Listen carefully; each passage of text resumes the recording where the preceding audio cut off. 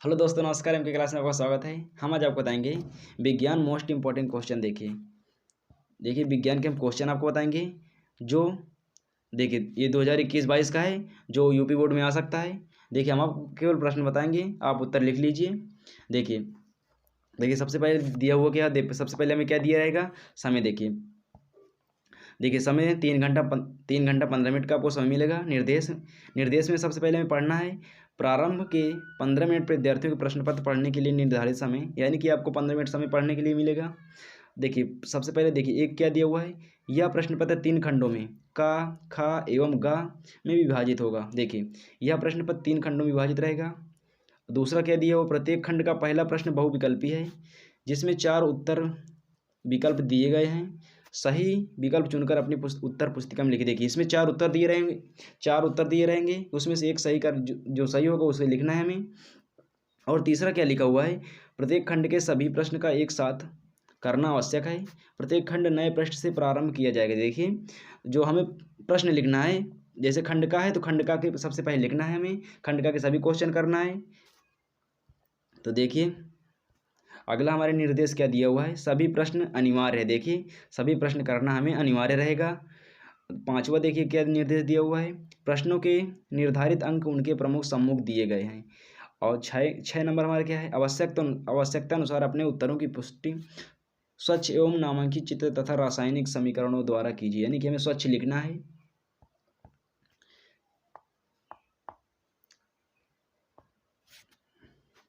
तो देखिए खंड का हमारा क्या दिया हुआ है, देखिए खंड का हमारा क्या दिया हुआ है, खंड का हमारा दिया हुआ है किसी वस्तु का वस्तु से बड़ा आभासी प्रतिबिंब बन सकता है। देखिए बहुविकल्पी दिया रहेगा, इसमें से कोई एक उत्तर छांटना है, आपको लिखना है।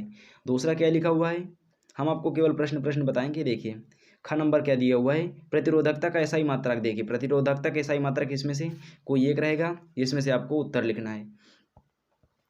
देखिए अगला ग नंबर क्या है, ग नंबर है विद्युत धारा उत्पन्न करने युक्ति को कहते हैं। देखिए विद्युत धारा उत्पन्न करने की युक्ति को क्या कहते हैं, आपको लिखना है। अघ नंबर क्या है, अभिनेत्र लेंस की फोकस दूरी में परिवर्तन किया जाता है पुतली द्वारा, दृष्टिपटल द्वारा, पक्षमाभि द्वारा, परितालिका द्वारा। इसमें से कोई एक आंसर होगा, उसे आपको सही करना और लिखना है। तो चलिए अगला क्वेश्चन देखते हैं। देख लिया हमारा दूसरा क्वेश्चन क्या है, हमारा दूसरा क्वेश्चन क्या है। देखिए दूसरा क्वेश्चन दिया हुआ है, वाहनों में किस प्रकार के दर्पण का पश्च दृश्य दर्पण के रूप में वरीयता दी जाती है। यानी कि देखिए वाहनों में किस प्रकार का दर्पण लगा होता है, आपको लिखना है। जो एक एक नंबर के पूछे जाएंगे, 2 नंबर का रहेगा। देखिए ख नंबर हमारा प्रश्न क्या है, किसी अवतल लेंस की फोकस दूरी 15 सेंटीमीटर है, वस्तु को लेंस से कितनी दूरी पर रखें कि इसके द्वारा वस्तु का लेंस 10 सेंटीमीटर दूरी है पर प्रतिबिंब बने। हमें प्रतिबिंब ज्ञात करना है। तो देखिए अगला क्वेश्चन क्या हमारा है, जरा दृष्टि दोष क्या है, इसका निवारण कैसे होता है। देखिए वेरी वेरी इंपॉर्टेंट क्वेश्चन है, जरा दृष्टि दोष, इसका निवारण कैसे करते हैं, आपको लिखना है। अगला हमारा क्या है, प्रकाश के परावर्तन के नियम लिखिए। देखिए प्रकाश का परावर्तन का नियम लिखना है। 20 सेंटीमीटर वक्रता त्रिज्या वाले अवतल दर्पण के सामने 5 सेंटीमीटर पहली क्या कंडीशन दी हुई, 5 सेंटीमीटर पर। दूसरी कंडीशन 15 सेंटीमीटर दूरी पर कोई वस्तु रखने पर प्रत्येक स्थिति में प्रतिबिंब कहाँ और कैसे बनेगा, ज्ञात कीजिए। ज्ञात करना है। देखिए या फिर देखिए यदि आपको तीसरा, देखिए यदि आप तीसरा नंबर आपको नहीं आता तो आप अथवा दिया हुआ है, आप इसको कर सकते हैं। लेंस क्या होता है, प्रकाशित गुणों के आधार पर यह कितने प्रकार के होते हैं। उत्तर लेंस के प्रथम फोकस तथा लेंस के बीच पर स्थित वस्तु के प्रतिबिंब का बनना किरण आरेख द्वारा दर्शाई। देखिए हमें किरण आरेख बनाना है और लेंस क्या होता है, और लेंस हमें बताना है क्या होता है, और इसके आधार पर यह कितने प्रकार का होता है। और लेंस के प्रथम फोकस तथा लेंस के बीच पर स्थित में प्रतिबिंब का किरण आरेख बताइए। हमें किरण आरेख बनाना, एक चित्र बनाना है। ख नंबर हमारा क्या दिया हुआ है, किसी चालक का प्रतिरोध किन कारकों पर निर्भर करता है। दिए गए पदार्थ के किसी L लंबाई तथा A मोटाई के तार का प्रतिरोध 4 ओम है। इस पदार्थ के किसी अन्य तार का प्रतिरोध क्या होगा जिसकी लंबाई 1/2 तथा मोटाई 2A है। ख नंबर दिया हुआ देखिए अथवा में दिया हुआ है, या फिर देखिए या फिर अगर ख नंबर आपको नहीं करना है तो आप अथवा में इसको भी कर सकते हैं। विद्युत विभवांतर की परिभाषा तथा मात्रक लिखिए। 10 ओम, 20 ओम तथा 30 ओम के प्रतिरोध यदि सबसे पहला दिया हुआ है समांतर क्रम में हमें ज्ञात करना है, दूसरा श्रेणी क्रम में जोड़ दिए जाएं तो समतुल्य प्रतिरोध की गणना कीजिए। देखिए, या फिर हमें ये क्वेश्चन करना है या फिर ये क्वेश्चन करना है, दो में किसी एक का क्वेश्चन हमें एक क्वेश्चन करना है जो कितने नंबर का आएगा, ये 4 नंबर का आ जाएगा। तो देखिए अगला हमारा क्वेश्चन 4 नंबर क्या है। देखिए 4 नंबर के क्वेश्चन हमारा है विद्युत मोटर का नामांकित चित्र खींचकर सिद्धांत तथा कार्यविधि ज्ञात कीजिए। देखिए विद्युत मोटर का चित्र हमें बनाना है और उसका सिद्धांत और कार्यविधि लिखना है। ये वेरी वेरी इंपॉर्टेंट क्वेश्चन है, इसको जरूर करके जाना। या फिर देखिए ये कितने नंबर पूछा जाएगा, 7 नंबर। देखिए 7 नंबर का क्वेश्चन पूछा जाएगा। या फिर अगर आपको ये क्वेश्चन नहीं करना, देखिए ये अगर ये 4 नंबर आपको विद्युत मोटर नहीं आ रहा है तो आप इसको कर सकते हैं। परिनालिका किसे कहते हैं, परिनालिका चुंबक की भांति कैसे व्यवहार करता है। देखिए परिनालिका किसे कहते हैं, परिनालिका चुंबक की भांति कैसे व्यवहार करती है, किसी क्षण चुंबक की सहायता से विद्युत धारावाही परिनालिका के उत्तर तथा दक्षिण ध्रुव का निर्धारण कैसे किया जाता है। देखिए हमें यह इस तरह लिखना है। देखिए या फिर ये हमें क्वेश्चन करना है या फिर ये क्वेश्चन करना है जो कितने नंबर का आएगा, 7 नंबर का क्वेश्चन आएगा। तो आप ज़्यादा बेटर रहेगा विद्युत मोटर का नामांकित चित्र देखना है। देखिए हमें विद्युत मोटर याद करना है, इसका पूरा सिद्धांत और कार्यविधि और चित्र सुधा याद करना है। देखिए खंड हमारा खा कितना, खा कौन सा, देखिए खा है हमारा, खंड खा हमारा दिया हुआ है। प्रश्न 5 देखिए Zn देखिए zinc plus copper sulphate CuSO4 dot dot dot ZnSO4 plus copper Cu रासायनिक अभिक्रिया किस प्रकार की है। देखिए हमें रासायनिक अभिक्रिया इसमें कि किस प्रकार की रासायनिक अभिक्रिया हमें देखना है। सबसे पहले बहुविकल्पी दिया है, ये बहुविकल्पी है 1 नंबर को जो पूछा जाएगा। देखिए पहला क्या है, संयोजन अभिक्रिया, दूसरा क्या है, विस्थापन अभिक्रिया, तीसरा नंबर हमारा क्या है, द्विविस्थापन अभिक्रिया, और चौथा वियोजन अभिक्रिया। जो ये अभिक्रिया सॉल्व होती है उसी में हम टिक लगा देंगे। तो देखिए अगला हमारा क्वेश्चन है, देखिए अगला क्वेश्चन हमारा क्या है। अगला क्वेश्चन हमारा है जल की कठोरता को हटाने के लिए निम्न में से किसका उपयोग किया जाता है। देखिए जल की कठोरता को हटाने के लिए किसका उपयोग किया जाता है। आपको देखिए क्वेश्चन दिया रहेगा, ये क्वेश्चन है हमारा। देखिए इसका आंसर 4 दिए होंगे बहुविकल्पी, इसमें से एक छांट कर लिखना जो सही होगा। पहला क्या है, बेकिंग सोडा, दूसरा धावन सोडा, तीसरा विरंजक चूर्ण, तीसरा प्लास्टर ऑफ पेरिस दिया होगा। इसमें से कोई एक सही होगा, उसको आपको टिक लगाना जो 1 नंबर का क्वेश्चन रहेगा। देखिए ग नंबर हमारा क्या दिया हुआ है, निम्न में से किस यौगिक में OH एक क्रियात्मक समूह। देखिए इसमें OH एक क्रियात्मक समूह है। तो देखिए फर्स्ट नंबर क्या है, ब्यूटेनोन, सेकंड नंबर क्या है, ब्यूटेनॉल, थर्ड नंबर क्या है, ब्यूटेनोइक अम्ल, फोर्थ नंबर क्या है, ब्यूटेनल। इसमें से कोई देखिए OH एक क्रियात्मक समूह है, इसमें से कोई जिसमें होगा उसी को टिक लगा देंगे, ये भी 1 नंबर का आएगा। देखिए अब अगला क्वेश्चन हमारा क्या है। देखिए 6 नंबर हमारा सवाल है, रेडॉक्स अपक्रिया क्या है। देखिए ये वेरी वेरी इंपॉर्टेंट क्वेश्चन है। देखिए रेडॉक्स अपक्रिया क्या है, रासायनिक अपक्रिया का उदाहरण देकर समझाइए। देखिए रेडॉक्स अपक्रिया क्या है, रासायनिक अपक्रिया को उदाहरण देकर समझाइए। देखिए हमें रेडॉक्स अपक्रिया लिखना है जो कितने नंबर का आएगा, ये आएगा, ये 2 नंबर का क्वेश्चन आता है। देखिए इसमें सबसे पहले अपक्रिया है लिखना है, इसके उदाहरण 1 नंबर का रहेगा। अब खा नंबर क्या दिया हुआ है, बेकिंग सोडा बनाने की विधि का तथा उपयोग लिखे। देखिए बेकिंग सोडा हमारा दिया रहेगा, हमें बेकिंग सोडा बनाने की विधि तथा उपयोग लिखना है। बेकिंग सोडा का उपयोग किस लिए करते हैं और इसकी बनाने की विधि लिखना है हमें। और दूसरा क्या है, ये तो वेरी वेरी इंपॉर्टेंट क्वेश्चन। देखिए ये तीनों वेरी वेरी इंपॉर्टेंट क्वेश्चन हैं, इनको जरूर याद करके जाना। देखिए ख नंबर क्या दिया हुआ है, आधुनिक आवर्त सारणी का नियम क्या है। आवर्त सारणी के किसी आवर्त में बाएं से दाएं जाने पर परमाणु त्रिज्या में क्या परिवर्तन होगा। ये वेरी वेरी इंपॉर्टेंट क्वेश्चन है जो ये तीनों कितने नंबर के हो जाएंगे, 6 नंबर के। देखिए आपके 6 नंबर फिक्स हो जाएंगे, इनको अगर कर लेंगे इसमें से क्वेश्चन आ सकते हैं।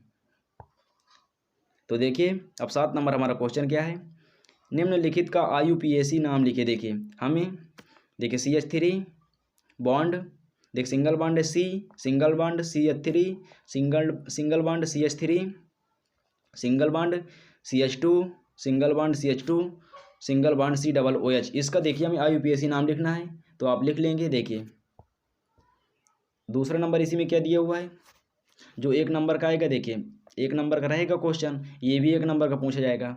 देखिए CH3 बॉन्ड, देखिए CH2 bond CH bond Cl है क्लोरीन, देखिए बॉन्ड दिया हुआ CH2OH दिया हुआ है। देखिए ये एक नंबर के पूछा जाएगा। देखिए अगला क्वेश्चन हमारा क्या है, संक्षारण किसे कहते हैं। ये वेरी वेरी इंपॉर्टेंट क्वेश्चन है। देखिए संक्षारण किसे कहते हैं, धातु की संक्षारण रोकने की 2 विधियां लिखिए। जो कितने नंबर का आएगा, ये 2 नंबर का आएगा। और 8 नंबर हमारा क्वेश्चन क्या है, निम्नलिखित पर टिप्पणी लिखिए। यानी कि हमें इस पर इसकी डिफिनेशन लिखना है हमें, यानी कि अब परिभाषा लिखना है हमें। फर्स्ट क्या है हमारा, कार्बनिक यौगिकों में प्रतिस्थापन विधि, प्रतिस्थापन अपक्रिया लिखना है। देखिए कार्बनिक यौगिक में प्रतिस्थापन अपक्रिया लिखना है। दूसरा नंबर क्या है, साबुन की सफाई की प्रक्रिया, यानी कि साबुन की सफाई प्रक्रिया, साबुन किस तरह कार्य करता है, देखिए हमारे कपड़ों को धोने के लिए, उसकी प्रक्रिया पूरी लिखना है। तीसरा नंबर क्या हमारा है, समजाति श्रेणी लिखना है। जो कितने नंबर का आएगी, 8 नंबर आएगा। देखिए 7 नंबर का आएगा क्वेश्चन, तीनों अगर कर लेंगे आप। देखिए अगर 8 नंबर आपको नहीं करना है तो आप, या अथवा भी लगा हुआ है, आप इन क्वेश्चन को कर सकते हैं। देखिए जो क्वेश्चन दिया हुआ है, निम्नलिखित का रासायनिक समीकरण या रासायनिक समीकरण लिखिए। देखिए इनका समीकरण हमें लिखना है। सबसे फर्स्ट क्या है, इथेनॉल सोडियम के साथ अपक्रिया करता है, आपको इसका समीकरण लिखना है। दूसरा नंबर है, एथिल एल्कोहल को 443 केल्विन ताप पर सांद्र सल्फ्यूरिक अम्ल के साथ गर्म किया जाता है। देखिए एथिल एल्कोहल को 443 ताप पर सांद्र सल्फ्यूरिक अम्ल के साथ गर्म किया जाता है, इसका आपको अपक्रिया लिखना है, कैसे होता है, गर्म होता है। तीसरा नंबर क्या है, मेथेन को, देखिए मेथेन को वायु में जलाया जाता है। देखिए मेथेन को वायु में जलाया जाता है, इसका समीकरण आपको लिखना है, रासायनिक समीकरण। चौथा हमारा क्या है, इथेनोइक अम्ल इथेनाइक अम्ल तथा एथेनॉल के साथ अपक्रिया। देखिए एथेनोइक अम्ल एथेनॉल के साथ अपक्रिया करता है, आपको रासायनिक समीकरण लिखना है। क्या लिखना है, रासायनिक समीकरण लिखना है हमें। तो चलिए अगला क्वेश्चन देखते हैं। देखिए अगला हमारा क्वेश्चन है, देखिए अभी उसी में है, अभी 5वां नंबर हमारा है, एथेनोइक। देखिए एथेनोइक अम्ल सोडियम कार्बोनेट से क्रिया करता है। देखिए एथेनोइक अम्ल सोडियम कार्बोनेट से क्रिया करता है, इसका आपको क्या लिखना है, रासायनिक समीकरण लिखना है। अगला क्या है, एथेनाइक अम्ल। देखिए अगला क्या है, एथेनाइक अम्ल की सोडियम हाइड्रोजन कार्बोनेट के साथ क्रिया करता है। देखिए क्या दिया हुआ है, एथेनोइक अम्ल। देखिए एथेनोइक अम्ल की सोडियम हाइड्रोजन कार्बोनेट के साथ क्रिया करता है, आपको इसका रासायनिक समीकरण लिखना है।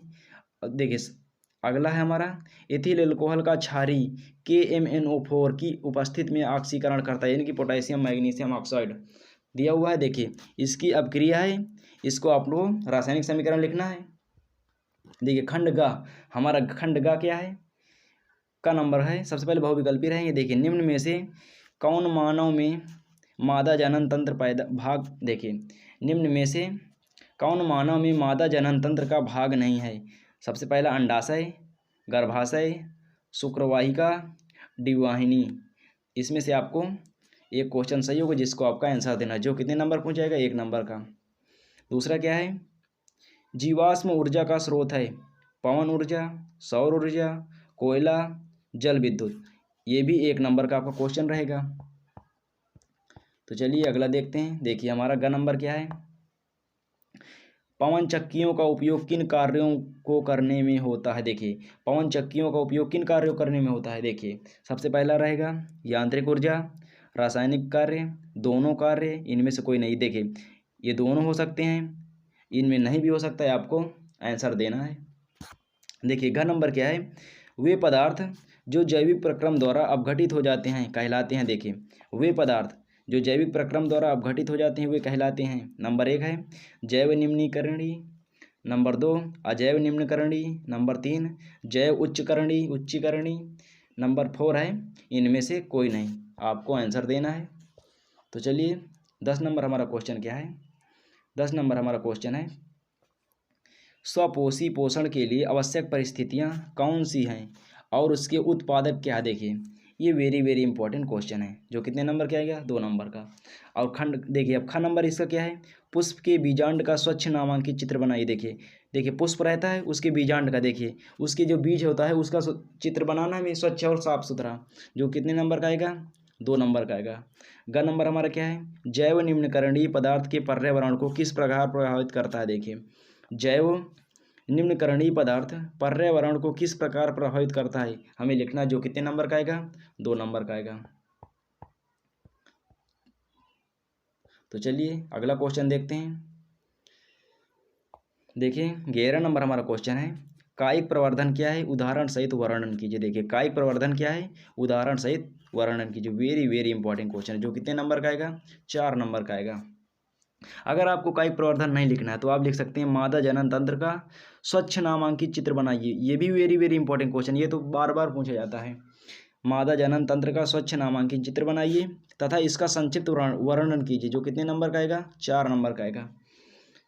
ख नंबर दिया हुआ देखिए, लिंग गुणसूत्र किसे कहते हैं, मानव में लिंग निर्धारण की प्रक्रिया को समझाइए। देखिए लिंग गुणसूत्र किसे कहते हैं, इसकी निर्धारण प्रक्रिया समझाइए कैसे होता है। या फिर अगर आपको ये नहीं करना है ख नंबर, तो इसको लिख सकते हैं, दूसरा कर सकते हैं, जीवाश्म क्या है, वे जैव विकास प्रक्रम के विषय में क्या दर्शाते हैं। या आपको इसको लिखना है या फिर इसको लिखना है या फिर इसको लिखना, 2 में से एक करना है, जो कितने नंबर का आएगा? 2 नंबर का आएगा। अब 12 नंबर हमारा क्वेश्चन क्या है, मानव पाचन तंत्र का नामांकित चित्र बनाइए। देखिए जो मानव पाचन तंत्र है, ये भी वेरी वेरी इंपॉर्टेंट क्वेश्चन है, ये भी बार बार आता है। मानव पाचन तंत्र का नामांकित चित्र बनाकर आमाशय तथा शुद्रांत में होने वाली पाचन क्रिया का वर्णन कीजिए। या फिर आप अथवा लिखा हुआ है, या फिर आप इसको कर सकते हैं, पातकों में परिवहन से आप क्या समझते हैं, पौधों में जल, भोजन तथा अन्य पदार्थों के स्थानांतरण को स्पष्ट कीजिए। ये रहे क्वेश्चन। तो दोस्तों वीडियो कैसी लगी? वीडियो पसंद आए तो लाइक एंड सब्सक्राइब जरूर करते हैं। मिलते हैं अगले नेक्स्ट वीडियो में, तब तक के लिए जय हिंद जय भारत।